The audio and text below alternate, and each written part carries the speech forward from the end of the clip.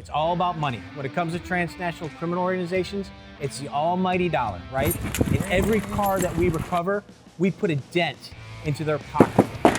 For example, just a couple weeks ago, we seized a stolen car right here out of Maryland. It was a G-Wagon worth $235,000. When you take $235,000 out of those transnational criminal organizations' pocket, it's gonna make some sort of impact on that organization.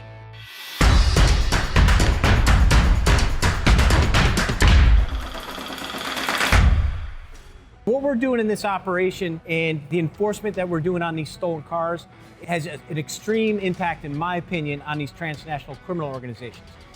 The operation consists of experts from the different ports on the eastern seaboard in outbound operations. They're going to each location up and down the eastern seaboard, and we're focusing on disrupting those transnational criminal organizations that are shipping stolen cars out of this country. We're getting the experts out so we can teach each other best practices that we're bringing to each location.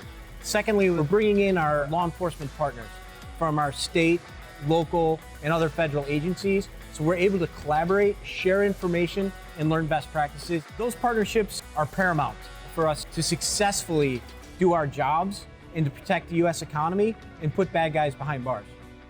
It's important to have joint operations throughout the port. Each one specializes in different fields, and it gives us the ability to identify through different means activity that's going on in the port. Typically for Maryland Transportation Authority Police, we typically look for vehicle violations.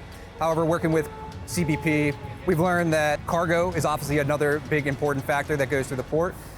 Shipments are constantly being loaded with paperwork that doesn't match with the items that are inside the cargo. So with the ability to open it up with CBP allows us to see what's truly inside the cargo and make actions or enforcement based off what we see.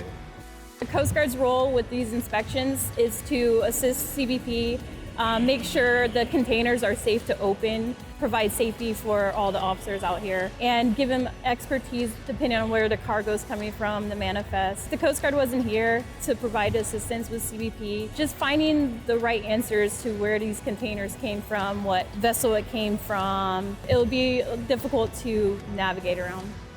Baltimore RAT, we work very closely with Baltimore CBP, Homeland Security. It's a collaborative effort. We'll find the cars and the containers, and then they'll take care of the rest. And this is where the biggest organized crimes are. And this is every type of method of theft. You have identity thefts, you have rental car thefts, carjacking, and all that. And it's all coming here to be exported. Baltimore specific, the types of cars that we're seizing are your very high-end vehicles. The number one car that we see are your Land Rovers. We see Land Rovers every day, every week, a lot of Mercedes-Benz. We've seen an influx of Porsches coming through. What we're seeing is a lot of SUVs. So I would say majority of our vehicles that we're seizing are high-end SUVs. I think as we continue to get those G-Wagons, continue to get those Mercedes-Benz and those Land Rovers, we're really making a difference out here.